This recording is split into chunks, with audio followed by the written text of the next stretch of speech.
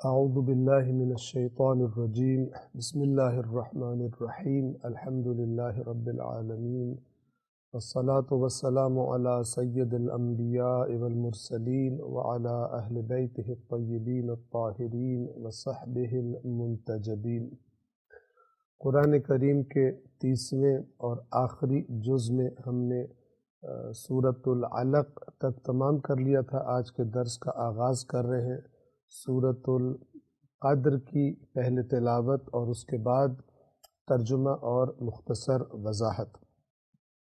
اعوذ باللہ من الشیطان الرجیم بسم اللہ الرحمن الرحیم انا انزلناہ فی لیلۃ القدر وما ادراک ما لیلۃ القدر ليلة القدر خير من 1000 شهر تنزل الملائكة والروح فيها بإذن ربهم من كل أمر سلام هي حتى مطلع الفجر۔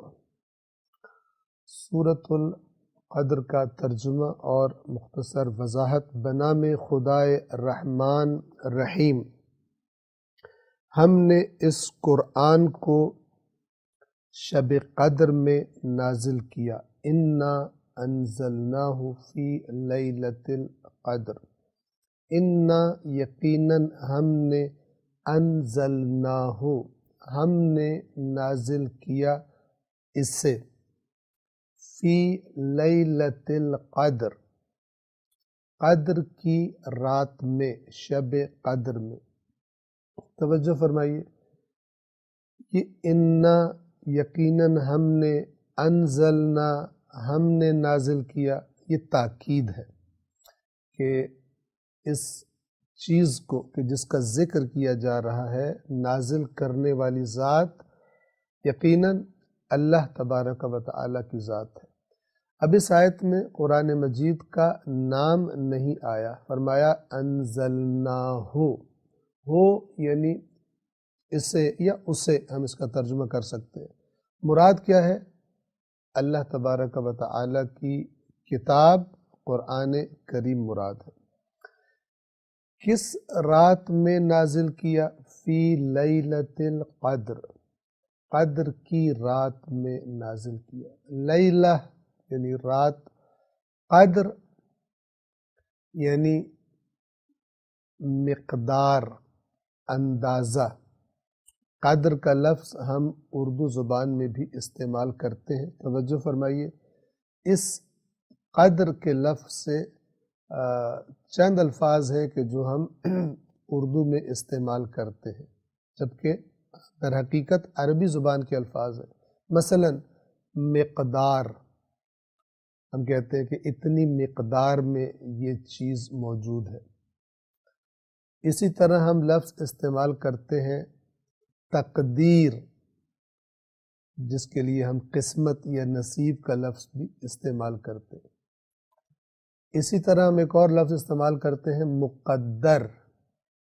مقدر یعنی جو تقدیر میں لکھ دیا گیا، جو اللہ نے اندازہ، مقدار معین کر دی ہمارے لیے۔ مثال کے طور پر رزق کی، البتہ یاد رکھیے صرف رزق میں محدود نہیں ہے تقدیر یا مقدر یا مقدار۔ ہماری آزمائشوں کی مقدار کیا ہوگی؟ مقدار سے کیا کیا مراد ہو سکتا ہے؟ شدت کتنی زیادہ ہوگی، مدت کتنی زیادہ یا کم ہوگی، تکرار ہماری مصیبتوں کی، بیماریوں کی، آزمائشوں کی، خوشیوں کی یا غموں کی، آسانیوں کی یا مشکلات کی، ان تمام چیزوں کی مقدار کو معین کرنے والا اللہ تبارک و تعالی ہے۔ اور اسی لیے ہم کہتے ہیں کہ اللہ تبارک و تعالی تقدیر بناتا ہے، اور جسے وہ تقدیر بنا دیتا ہے، تقدیر واضح قدر سے ہے، یعنی تقدیر یعنی قدر، یعنی اندازہ معین کر دینا۔ فلان شخص کی زندگی میں فلان چیز اتنے عرصے کے لیے ہوگی، اتنی زیادہ ہوگی یا اتنی کم ہوگی یا اتنی شدت کے ساتھ ہوگی یا بار بار ہوگی یا ایک بار ہوگی، یہ تمام معانی اس لفظ میں شامل ہے۔ شب قدر، یہ جو ہم اردو میں کہتے ہیں فلان شخص نے میری قدر نہیں کی، اس کا کیا مطلب ہوتا ہے؟ یعنی جتنی مقدار میں میری شخصیت کا احترام کرنا چاہیے تھا اتنی مقدار میں اس قدر میرا احترام نہیں کیا۔ آپ تو توجہ فرما رہے ہیں کہ قدر، مقدار، تقدیر، مقدر، ان سب میں وہی قدر، مقدار، اندازے کا معنی ملحوظ ہے، اور لفظ کی شکل بدلنے سے تھوڑا بہت وہی جو بنیادی معنی ہے وہ تھوڑا سا تبدیل ہو جاتا ہے، اصل معنی کی جو روح ہے وہ تمام شکلوں کے اندر موجود رہتی ہے۔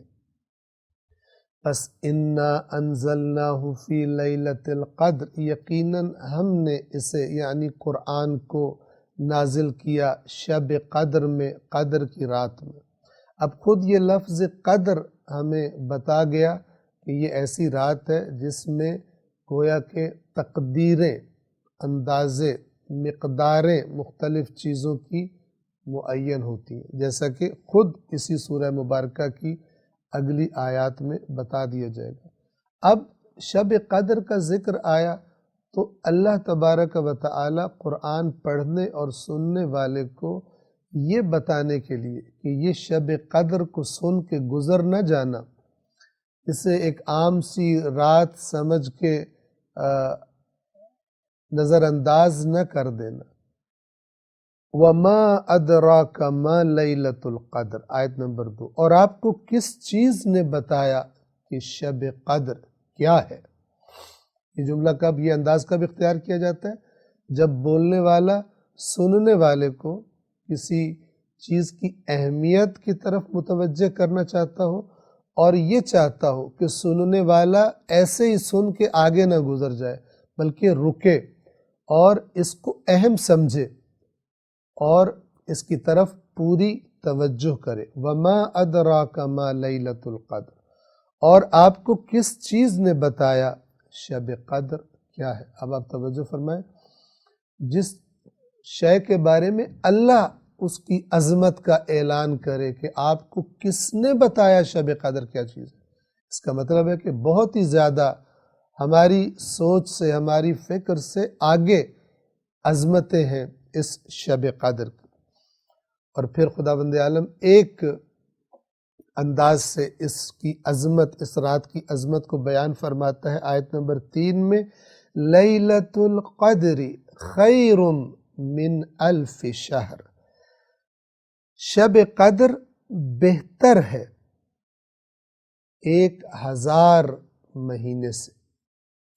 1000 مہینے تقریباً 83 سال، 83 ایئرز کا عرصہ بنتا ہے، کہ جو ایک عمر ہے۔ بہت سارے انسان تو اس عمر کو پہنچتے ہی نہیں ہیں، پہلے دنیا سے چلے جاتے ہیں۔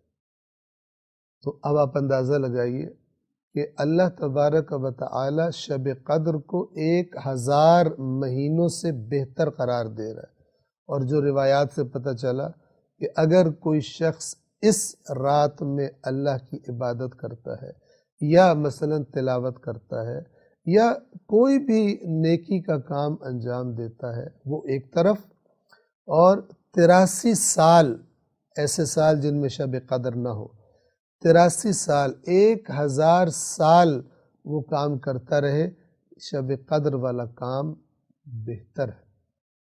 اس سے بڑھ کر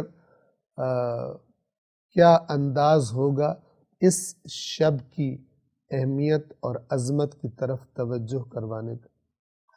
اب یہاں پر ہم یہ بھی عرض کر دیں کہ شب قدر کے بارے میں روایات میں اختلاف ہے۔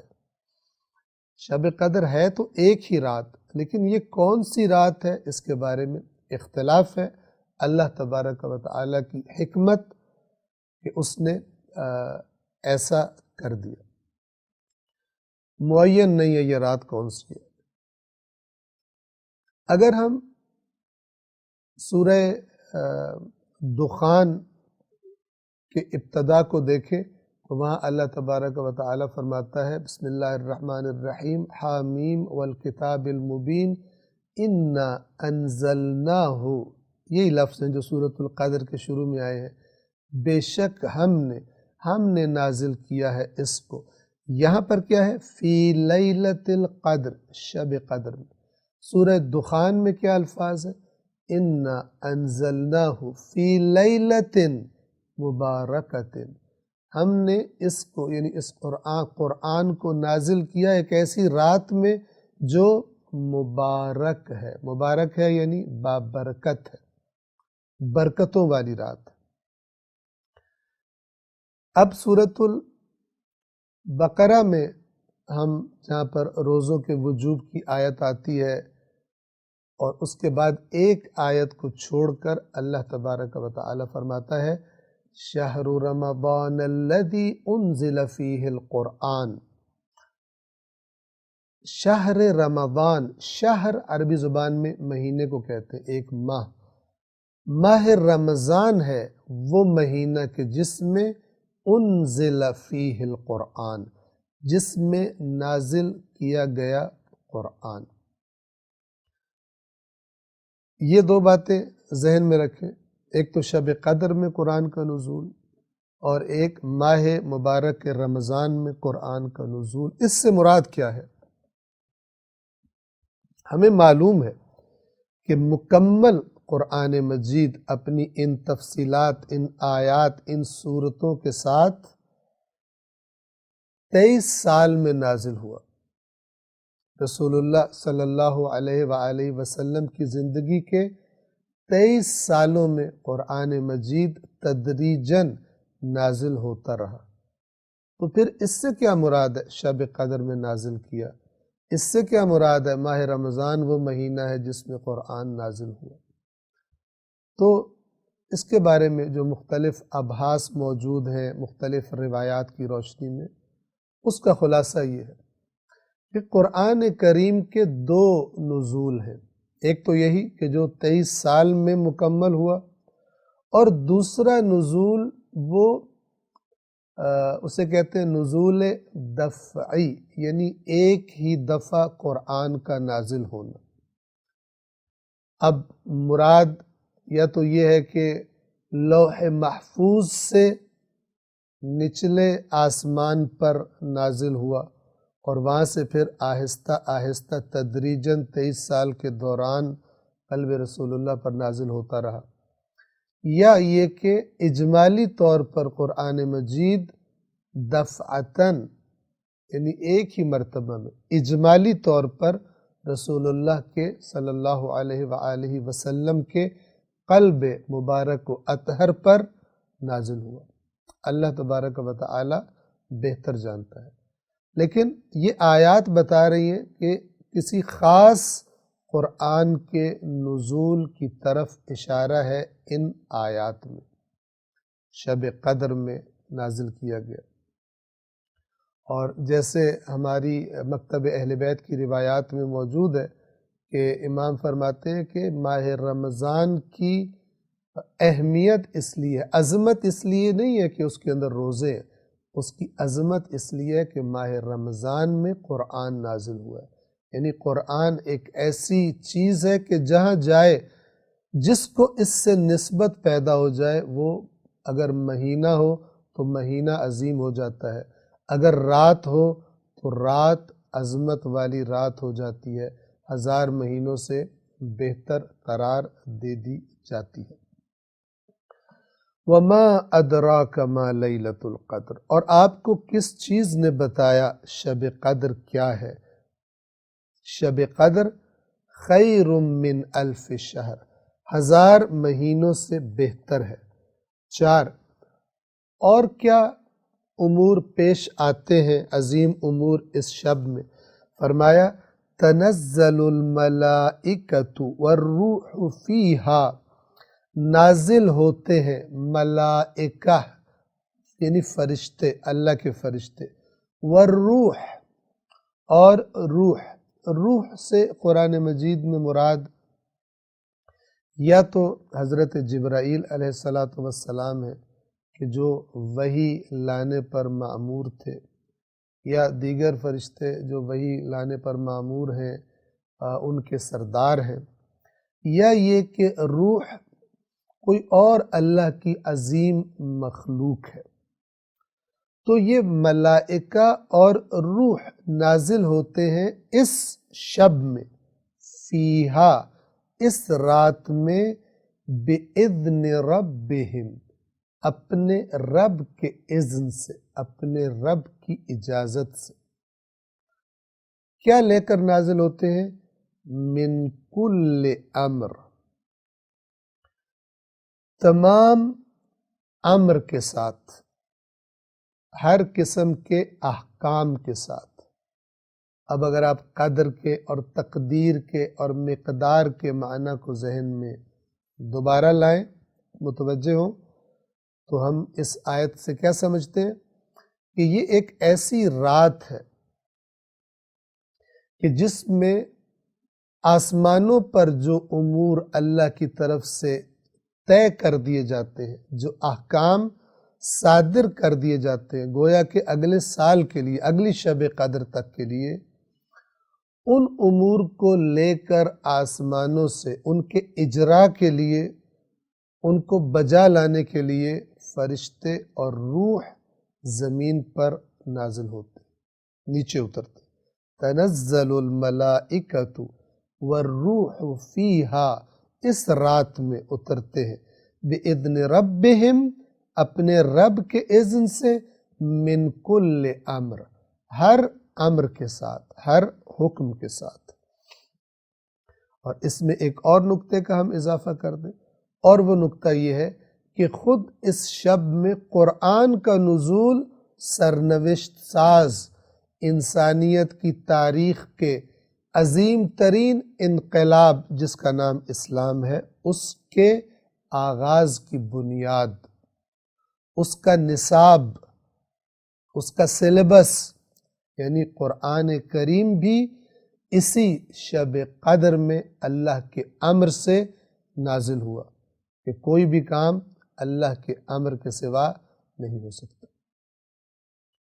بس باقی سارے امور بھی اس رات میں احکام لے کر فرشتے نازل ہوتے ہیں، اور خود قرآن کریم کہ جو اللہ کی عظیم ترین نعمت ہے انسان کے لیے، جس کو پڑھنا، جس کو سمجھنا اور پھر اس پر عمل کرنا، اس کے دیے ہوئے اہداف کو حاصل کرنے کی کوشش کرنا، انفرادی ہو یا اجتماعی ہو، اور اپنی زندگی کا رخ قرآن کے بتائے ہوئے احکام کے مطابق معین کرنا، اپنی زندگی کا پلان، اپنی زندگی کی ڈائریکشن قرآن سے لے کر بنانا، یہ دنیا و آخرت میں کامیابی کی ضمانت ہے۔ انا انزلناہ فی لیلۃ القدر۔ اور آخری آیت میں اس رات کی مزید تعریف کی جا رہی ہے، سلام، سلامتی ہے، سلامتی کا پیغام لیے ہوئے ہے۔ مراد کیا ہے؟ یعنی یہی شب قدر، جیسے کہ واضح ہو جائے گا۔ سلام ہی اشارہ ہے اس رات کی طرف، یعنی شب قدر کی طرف۔ سلامتی ہے یہ رات، کب تک؟ حتی مطلع الفجر، یہاں تک کہ فجر کے طلوع کا وقت ہو جائے۔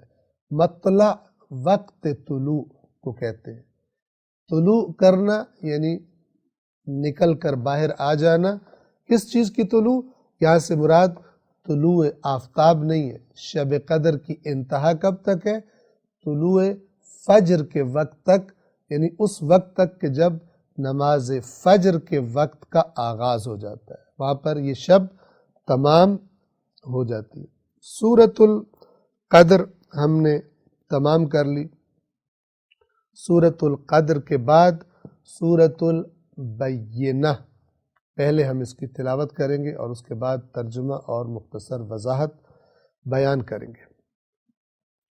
اعوذ باللہ من الشیطان الرجیم، بسم الله الرحمن الرحيم لم يكن الذين كفروا من أهل الكتاب والمشركين منفكين حتى تأتيهم البينة رسول من الله يتلو صحفا مطهرة فيها كتب قيمة وما تفرق الذين أوتوا الكتاب إلا من بعد ما جاءتهم البينة وما أمروا إلا ليعبدوا الله مخلصين له الدين حنفاء ويقيموا الصلاة ويؤتوا الزكاة وذلك دين القيمة إن الذين كفروا من أهل الكتاب والمشركين في نار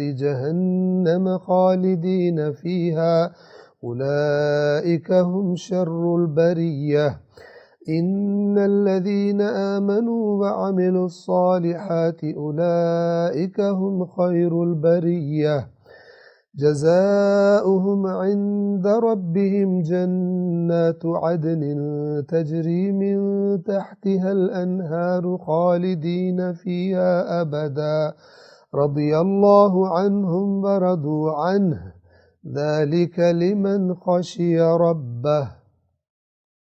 سورۃ البینہ کا ترجمہ اور مختصر وضاحت بنام خدائے رحمان رحیم۔ لم يكن الذين كفروا من أهل الكتاب والمشركين منفكين حتى تأتيهم البينة۔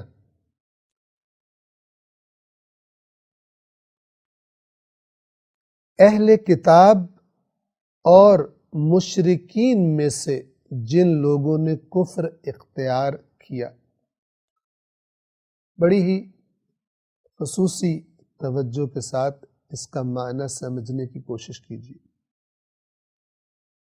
قرآن کے الفاظ میں، قرآن کی تعبیرات میں، جملوں کی ترکیب میں، الفاظ کے چناؤ میں، جب یہ چناؤ کرنے والا اللہ ہو تو پھر اس سے آگے کیا تعریف کی جائے؟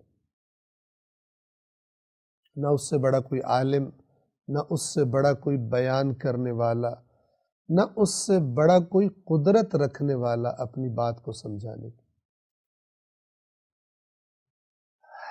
کیا فرمایا کہ اہل کتاب اور مشرکین میں سے جن لوگوں نے کفر اختیار کیا ہے۔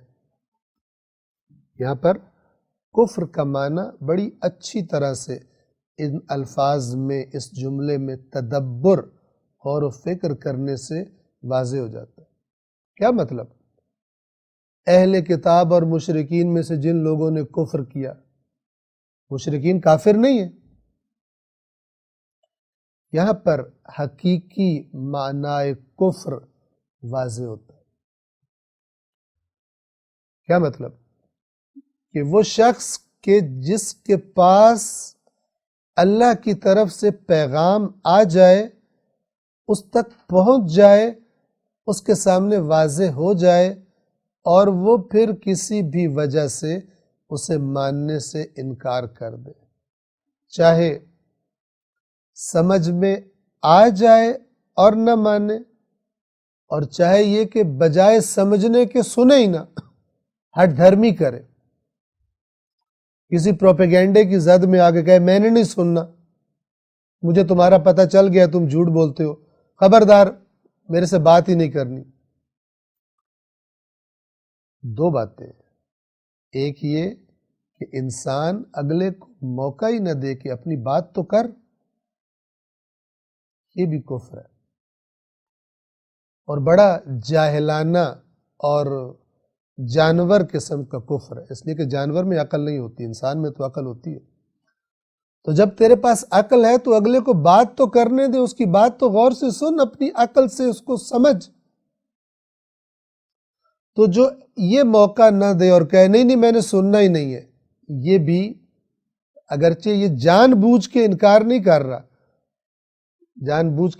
کر رہا، یعنی بات سن کر سمجھ کر ماننے سے انکار نہیں کر رہا، لیکن یہ کہہ رہا ہے میں نے سننی نہیں ہے، میں نے سمجھنی نہیں ہے، یہ بھی کافر ہے، ضدی اور ہٹ دھرم کافر ہے۔ ایک یہ مزاج ہے جسے کفر کہا گیا، اور ایک وہ مزاج ہے کہ جو بات سنتا ہے، سمجھتا ہے، اور پھر اپنے مفادات، اپنی سابقہ عادتوں، اپنے سابقہ عقائد و نظریات اس کو ہاتھ سے جاتے ہوئے دکھائی دیتے ہیں، بدک جاتا ہے، بدکتا ہے۔ جیسے قرآن کے بارے میں اللہ نے سورۃ المدثر میں فرمایا، انہیں کیا ہو گیا ہے کہ یہ اس قرآن سے منہ پھیر رہے ہیں، جیسے یہ بدکے ہوئے گدھے ہیں جن کے پیچھے شیر لگ گیا۔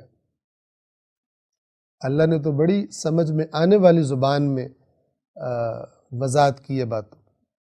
توجہ فرمائیے، کفر کیا چیز ہوگی؟ دو چیزیں ہو گئی، ایک بات کو سن لینا، سمجھ لینا اور پھر نہ ماننا، اپنے کسی بھی مفاد کی وجہ سے حق کو ماننے سے انکار کر دینا، اور یا یہ کہ کہنا میں نے سننا ہی نہیں ہے۔ یہ دونوں ناحق رویے ہیں، دونوں ظالمانہ رویے ہیں، عادلانہ اور عاقلانہ رویے اور انسانی رویے نہیں۔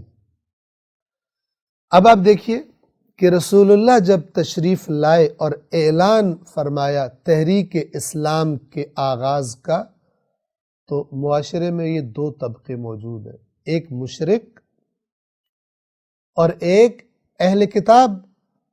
اہل کتاب سے مراد یہودی، مسیحی، اور مشرکین سے مراد مشرکین مکہ یا آس پاس کے علاقوں کے دیگر مشرکین۔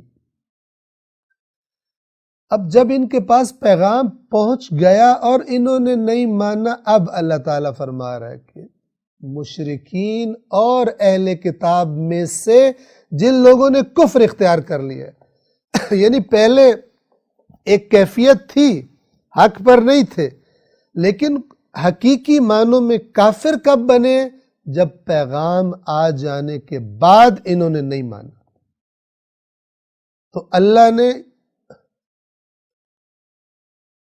انکار کرنے والے اہل کتاب کو اسی صف میں کھڑا کر دیا جس صف میں مشرکین کو کھڑا کر دیا۔ لم یکن الذین کفروا من اہل الکتاب والمشرکین، اہل کتاب میں سے اور مشرکین میں سے جن لوگوں نے کفر اختیار کر لیا، یہ دونوں ایک ہی ہو گئے۔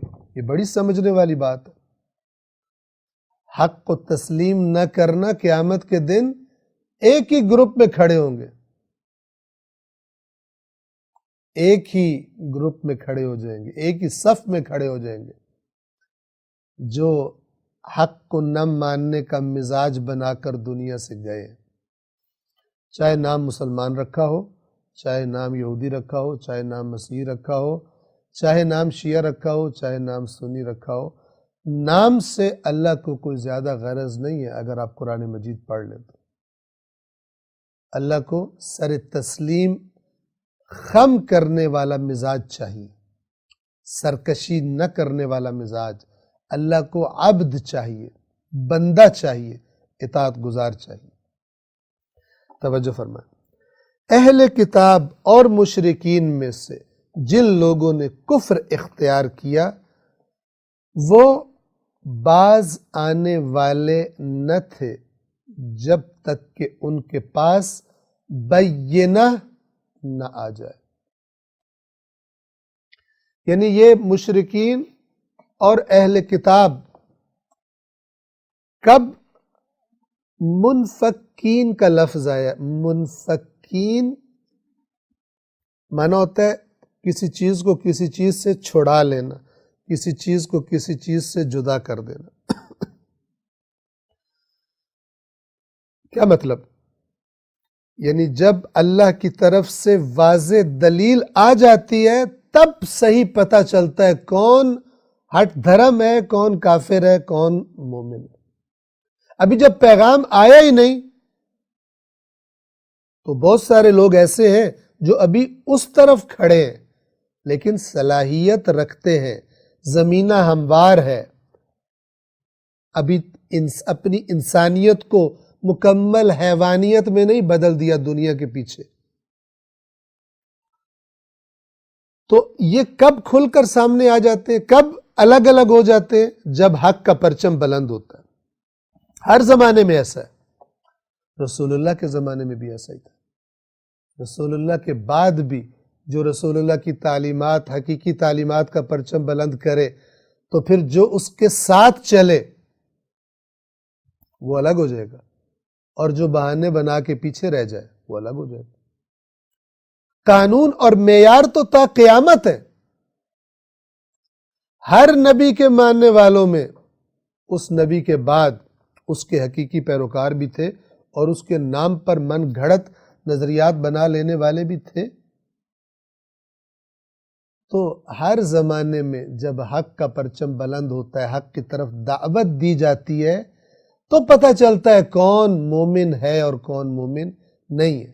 تب یہ پارٹیاں الگ الگ ہو کے سامنے آ جاتی، ورنہ تو معاشرے میں سب مکس رہ رہے ہوتے. دنیا میں الگ الگ کب دیکھے جا سکتے؟ قیامت کے دن. البتہ اللہ کو پتہ ہے اس نے اندر کیا شخصیت بنائی ہے، وہ تو جانتا ہے. لہذا قیامت کے دن کہا جائے گا، سورہ یاسین میں آیا وَامْتَازُوا الْيَوْمَ أَيُّهَا الْمُجْرِمُونَ، اے مجرموں آج الگ ہو جاؤ تم.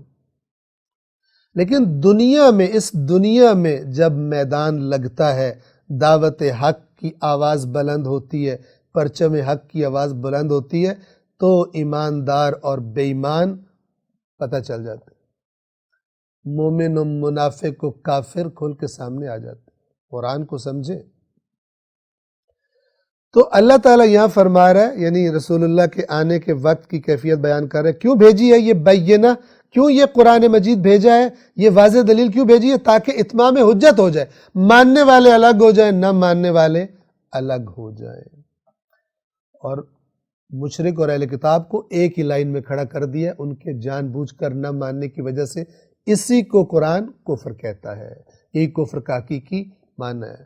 لہذا کوئی بھی کافر ہو سکتا ہے، چاہے اپنے اوپر کوئی بھی لیبل اسلام کا یا کسی مسلک اور فرقے کا لگا کر بیٹھا ہو.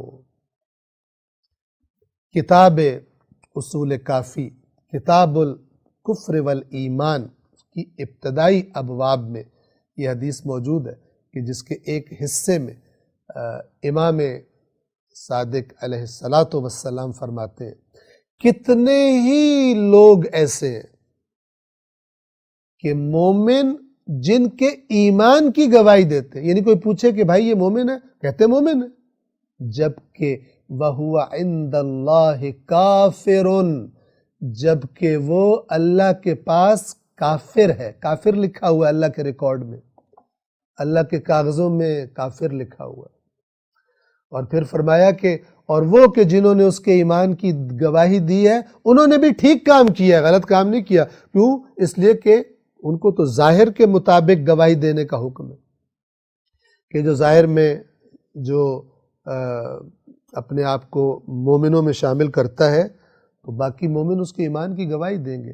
لیکن اس گواہی سے اللہ کے پاس بھی کاغذ ٹھیک ہو جائیں گے، ریکارڈ درست ہو جائے گا؟ نہیں. علیم بذات الصدور کے پاس وہ ریکارڈ ہے جو حقیقی بات ہے، اس کو کسی کی گواہی کی ضرورت نہیں پڑتی. تو امام نے فرمایا کہ کتنے ہی ایسے لوگ ہیں کہ مومنوں سے اگر پوچھو تو ان کے ایمان کی گواہی دیں گے، ان کے مومن ہونے کی گواہی دیں گے. وَهُوَ عِنْدَ اللَّهِ كَافِرٌ، جبکہ وہ اللہ کے پاس کافر ہے. عین قرآن ہے، عین قرآن ہے. قرآن و اہل بیت جدا نہیں ہوتے. قرآن ہی کی بات سمجھائی ہے اس روایت میں. اہل کتاب اور مشرکین میں سے جن لوگوں نے کفر اختیار کیا وہ باز آنے والے نہ تھے، یا ہم ترجمہ کریں کہ وہ الگ الگ کھل کر سامنے آنے والے، جدا ہو جانے والے نہیں تھے، سب مکس اپ تھا. جب تک کہ ان کے پاس واضح دلیل، البینہ، واضح دلیل. اور قرآن مجید ہم بار بار بتاتے رہتے ہیں اس درس قرآن کے دوران کہ آیات قرآن کو اللہ نے کیا فرمایا ہے؟ آیات بینات. بینات بینہ کی جمع ہے، ایسی آیات کہ جو واضح اور روشن ہے. آیت نمبر 2، اور وہ بینہ کیسے آئے گی ان کے پاس، کیسے آئی ہے ان کے پاس؟ رسول من اللہ یتلو صحفا مطہرہ، اللہ کی طرف سے ایک رسول جو پاک پاکیزہ صحیفے تلاوت کرتا ہے۔ اب یہاں توجہ فرمائیں، صحیفے سے ہمارے ذہن میں ایک خاص معنی آتا ہے، صحف ابراہیم و موسیٰ، وہ والا معنی نہیں ہے۔ ایک لفظی معنی ہوتا ہے، ایک اصطلاحی بطور ایک خاص استعمال کے لفظ کو ایک خاص معنی میں استعمال کیا جاتا ہے۔ ایک دفعہ صحیفے سے مراد وہ صحیفے، وہ چیزیں کہ جو بعض انبیاء پر نازل ہوئی، جیسے قرآن نے فرمایا صحف ابراہیم و موسیٰ، اور یہاں پر رسول اللہ پر کوئی صحیفے تو نازل نہیں ہوئے، رسول اللہ پر تو قرآن نازل ہوا ہے، تدریجاً اگرچہ نازل ہوا ہے۔ تو صحیفے کا معنی سمجھ لیں، صحیفہ کہتے ہیں کسی پھیلی ہوئی سرفیس کو، سطح کو، جیسے کاغذ پھیلا دیا جاتا ہے یا چمڑا پھیلا دیا جاتا ہے یا کپڑا پھیلا دیا جاتا ہے، اور چونکہ جس چیز پر کتابت کی جاتی ہے، کوئی چیز لکھی جاتی ہے، اس کو بھی پھیلایا جاتا ہے تب اس کے اوپر لکھا جاتا ہے، جیسے کتاب کا کاغذ ہوتا ہے، صفحہ ہوتا ہے۔ تو یا مراد قرآن مجید کی آیات کے صفحات ہیں جن پر یہ آیات لکھی ہوئی ہیں۔ اللہ کی طرف سے ایک رسول پاکیزہ صحیفے پڑھتا ہے، تلاوت کرتا ہے، یعنی اس طریقے سے یہ بینہ واضح دلیل ان لوگوں کے پاس آئی۔ اور ان پاکیزہ صحیفوں میں کیا ہے؟ آیت نمبر 3، فیہا کتب قیمہ، ان کے اندر کتب جمع ہے کتاب کی۔ اب کتاب بھی جیسے ہم نے آپ کو صحیفے کا معنی بتایا، کتاب کا معنی بھی ایسا ہی ہے۔ اصل میں کتاب کا معنی ہے لکھی ہوئی چیز۔ عربی زبان میں کوئی کسی کو خط لکھے اسے بھی کتاب کہتے ہیں، مکتوب جسے لکھا جائے۔ اور پھر یہ لفظ قرآن کا جو لفظ ہے، یہ اس عربی زبان کا یہ لفظ کتاب اس عام معنی میں استعمال ہونا شروع ہو گیا کثرت سے، اور ہم اسی لیے سمجھتے ہیں کہ اس کا یہی معنی ہے۔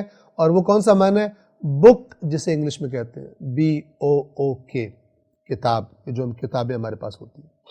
لیکن یہاں پر اس کتاب کے معنی میں نہیں ہے، بلکہ اپنے ڈکشنری میننگ، لغت کے اعتبار سے میننگ یہاں پر۔ آپ کے ذہن میں سوال ہے کہ یہ کیسے پتہ چلے گا؟ اور خاص طور پہ وہ لوگ بڑے خوش ہوں گے جو قرآن کے بارے میں پروپیگنڈا کرتے، 30 معنی ایک ایک لفظ کی۔ تو ہم عرض کر دیں کہ جس کو عربی زبان سے تھوڑی سی بھی آشنائی ہے اس کو پتہ لگ جاتا ہے کہ یہ جو لفظ استعمال ہوا ہے جملے کے اندر، اس کے استعمال سے ہی آئیڈیا ہو جاتا ہے کہ یہ کس معنی میں استعمال ہوا۔ ٹھیک ہے نا؟ مثال دے دوں آپ کو، مثلا انگلش لٹریچر کی کتاب میں اگر ایک لفظ استعمال ہو اس کا معنی، اور فزکس کی کتاب میں وہی لفظ استعمال ہو، فزکس کی یا کیمسٹری کی یا بائیولوجی کی کسی بحث کو، موضوع کو ڈسکس کرتے ہوئے وہ لفظ استعمال ہو، پڑھنے والے کو پتہ ہوتا ہے کہ عام انگلش میں اس کا جو معنی ہے مثلا وہ، اب یہ فزکس کی کتاب میں اس کا وہ معنی نہیں ہے۔ مناسبت ہے لیکن ایک خاص ایک ٹرم کے طور پر، ایک اصطلاح کے طور پر الفاظ استعمال ہوتے ہیں۔ تو کتب جمع کتاب کی، یعنی لکھی ہوئی باتیں، لکھی ہوئی تحریریں، لکھے ہوئے احکام۔ فیہا کتب، اس میں تحریریں ہیں۔ کیسی تحریریں؟ قیمہ، قیمہ قائم سے ہے، استوار، مستحکم، مضبوط دلائل جو حق پر مبنی ہے، جو دلیل کے اعتبار سے باقی تمام باتوں پر غالب ہے۔ فیہا کتب قیمہ، ان صحیفوں میں مستحکم تحریریں درج ہیں۔ آیت نمبر 4، اب اللہ تعالیٰ ایک مزاج کو بیان کر رہا ہے کہ جو جب بھی کوئی نبی آتا تھا، اس نبی کے آنے کے بعد، تبلیغ کر دینے کے بعد، پھر اس کے ماننے والوں میں سے کچھ لوگ آپس میں تفرقے کا شکار ہو جاتے تھے۔ آیت نمبر 4 وَمَا تَفَرَّقَ الَّذِينَ أُوتُوا الْكِتَابَ إِلَّا مِن بَعْدِ مَا جَاءَتْهُمُ الْبَيِّنَةُ، اور تفرقے کا شکار نہیں ہوئے وہ لوگ جنہیں کتاب دی گئی تھی، سوائے اس کے کہ بینہ ان کے پاس آ جانے کے بعد۔ عجیب، دو طرح سے اس کا معنی قرآن مجید کی آیات کے تناظر میں کیا جا سکتا ہے، اور دونوں صحیح ہیں۔ ایک تو یہ ہے کہ قرآن گویا کہ یہ بتانا چاہ رہا ہے کہ جب اللہ کے طرف سے بینہ یا بینات آ جاتی ہیں، اس کے بعد کچھ لوگ اپنی حق سے تجاوز والی صفت، کسی چیز کی خواہش میں بغاوت کرنا، حد سے تجاوز کرنا، کسی چیز کو حاصل کرنے کے لیے قانون توڑ دینا، اس کی وجہ سے اختلافات اور تفرقہ پیدا ہوتا ہے۔ یہ معنی بھی ہو سکتا ہے اس کا، اور ایک دوسرا معنی بھی، اور وہ معنی کیا ہے کہ رسول اللہ جب تشریف لائے اور اعلان کیا دین اسلام کی تحریک کے آغاز کا، تو اس اعلان کے بعد اہل کتاب الگ الگ ہو گئے۔ کچھ کہ جو بڑے قلیل تھے ایمان لے آئے، اور کچھ رسول اللہ کی مخالفت پر ڈٹ گئے۔ یہ کام بھی کب ہوتا ہے؟ جب من بعد ما جاءتہم البینہ، بینہ کے آنے کے بعد ہوتا ہے۔ یعنی بینہ جب آتی ہے تو بھی معاشرے میں ایک دفعہ تقسیم ہو جاتی ہے، اس کو ماننے والے اور اس کا انکار کرنے والے۔ اور نبی کے جانے کے بعد اسی کتاب کے بارے میں جس میں بینات ہوتی ہیں، اسی کتاب میں بعض لوگ اپنے اپنے من گھڑت جو افکار یا نظریات یا جو چیز وہ خود حاصل کرنا چاہتے ہیں، اس کی وجہ سے رسول کے نام پہ جھوٹ بولتے ہیں، دین کے بزرگان کے نام پہ جھوٹ بولتے ہیں، حدیثیں گھڑتے ہیں، آیات قرآن کی مثلا معنوی تحریف کرتے ہیں، قرآن کے بارے میں یہ مختلف قسم کے بہانے بناتے ہیں تاکہ اپنے ہدف تک پہنچ سکے۔ وہ جو نظریہ خود قائم کر لیا ہے، اس نظریے پر باقی تمام چیزوں کو فٹ کر سکے۔ یہ ہر چیز فٹ کر لیتے ہیں، بس اللہ کے پاس فٹ نہیں ہوتے، اللہ کے کلام کے ساتھ فٹ نہیں آتے، اللہ کے کلام کو اپنے سائز کے مطابق فٹ کرنے کی کوشش کرتے ہیں۔ اور جنہیں کتاب دی گئی تھی وہ واضح دلیل آنے کے بعد متفرق ہو گئے۔ متفرق فرق سے ہے، فرقہ بھی اسی سے، الگ الگ ہو گئے۔ دو معنی تھے، میں نے آپ کو دونوں طریقے سے بیان کر دیا۔ 5، اب اللہ تعالیٰ فرما رہا ہے کہ یہ کیوں تفرقہ کیا تم نے، کیوں نہیں تم نے سر تسلیم خم کیا اس کے سامنے، کیا تمہیں حکم کیا دیا گیا تھا؟ مختصر سی بات، دین کا خلاصہ یہ ہے جو اس آیت میں بیان ہو رہا ہے۔ آیت نمبر 5 وَمَا أُمِرُوا، اور انہیں کیا امر کیا گیا تھا، الا، سوائے اس بات کے، تم سے تو زیادہ باتیں نہیں مانگی گئی تھی، تم سے تو خلاصہ بنیادی طور پر یہ باتیں مانگی گئی تھی، اللہ نے مطالبہ کیا تھا تم نے یہ کرنا ہے، اور وہ کیا باتیں؟ وَمَا أُمِرُوا، اور انہیں کیا امر کیا گیا تھا، الا، سوائے اس کے، کس کے؟ لِيَعْبُدُوا اللَّهَ مُخْلِصِينَ لَهُ الدِّينَ، کہ وہ اللہ کی عبادت کریں، دین کو اسی کے لیے خالص کر کے، کسی کو شریک نہ بنائے، اللہ کا پارٹنر، اللہ کے برابر اس قسم کا کام نہ کرے۔ دین صرف اللہ کا ہے، عبادت اور اطاعت صرف اللہ تبارک و تعالیٰ کی۔ مخلصین لہ الدین، دین کو اسی کے لیے خالص کر کے، حنفاء، حنفاء حنیف کی جمع ہے، اور اس کا معنی کیا ہے؟ سادہ، ایک مزاج، اور وہ مزاج کیا ہے؟ ہر شرک، ہر باطل سے بیزار ہو اور حق کی طرف، توحید کی طرف متوجہ ہو، نہ ادھر سے باطل اس کی توجہ ہٹائے نہ ادھر ہٹائے، حق کی طرف سیدھا رخ کر کے چلنے والا، توحید کا پیروکار، حنفاء حنیف کی جمع ہے۔ بس ایک کام یہ، دین کو خالص کر کے اللہ کی عبادت کرنا، ہر باطل سے بیزار، شرک سے بیزار، حق کی طرف متوجہ، توحید کی طرف متوجہ. اور اس کے بعد کیا؟ یہ ظاہر کہاں پر ہوگا؟ اس کا ثبوت کیا ہے؟ وَيُقِيمُ الصَّلَاةَ وَيُؤْتُ الزَّكَاةَ. اور انہیں کیا حکم دیا گیا تھا؟ دوسرا حکم کیا تھا؟ نماز قائم کریں اور زکوٰۃ ادا کریں. یعنی اللہ کی عبادت اپنے بدن سے کریں اور اپنے مال سے کریں. نماز قائم کریں، زکوٰۃ ادا کریں. یہ بنیادی ترین چیزیں ہیں کہ جو عملی طور پر ثبوت فراہم کرتی ہیں کہ یہ جس عقیدے کا دعویٰ کر رہا ہے، جس چیز پر ایمان کا دعویٰ کرتا ہے، یہ ہے بھی یا نہیں ہے. وَذَلِكَ دِينُ الْقَيِّمَةِ. اور یہ ہے دین قیمہ، قائم اور استوار اور محکم دین. یہ وہ دین.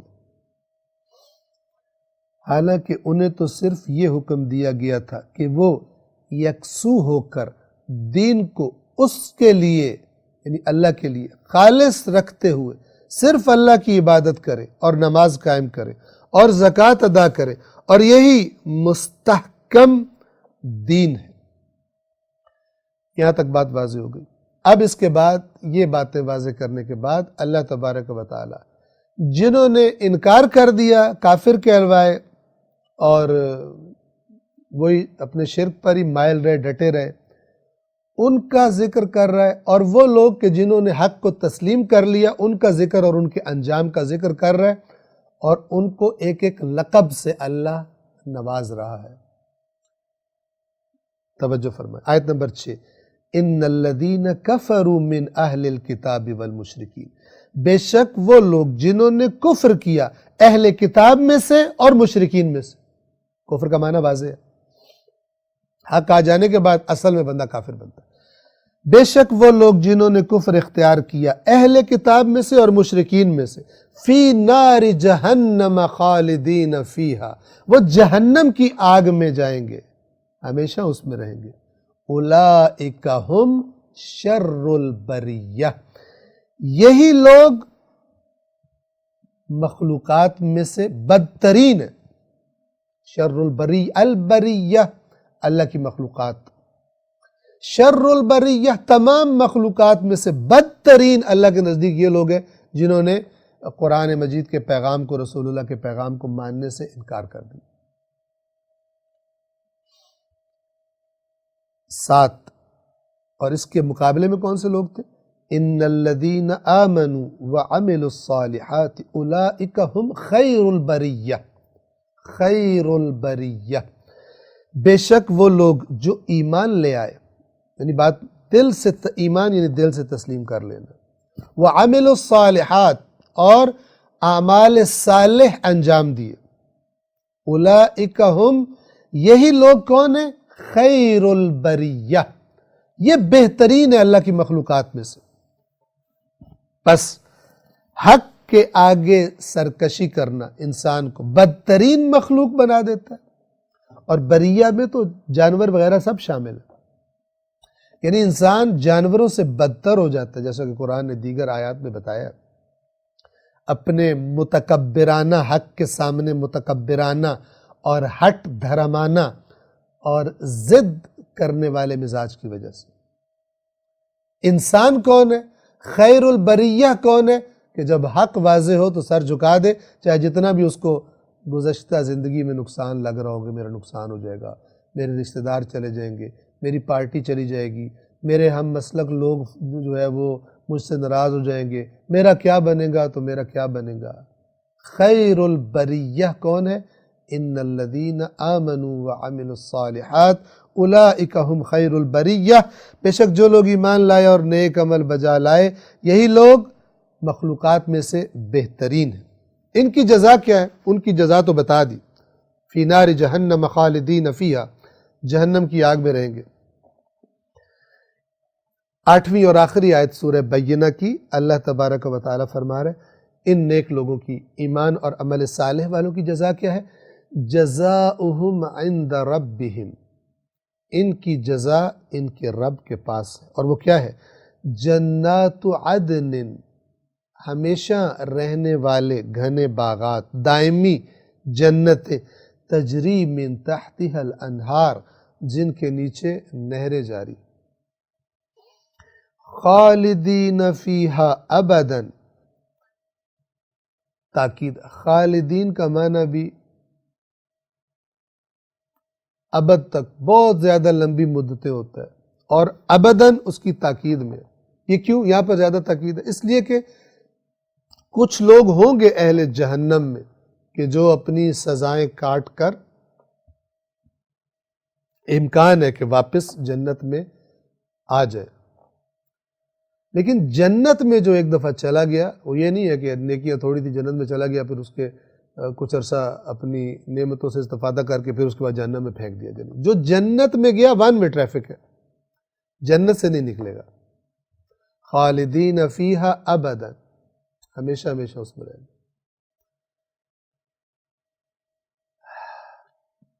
اور کیفیت کیا ہوگی؟ رضی اللہ عنہم، اللہ ان سے راضی ہو گیا، تبھی تو جنت میں گئے۔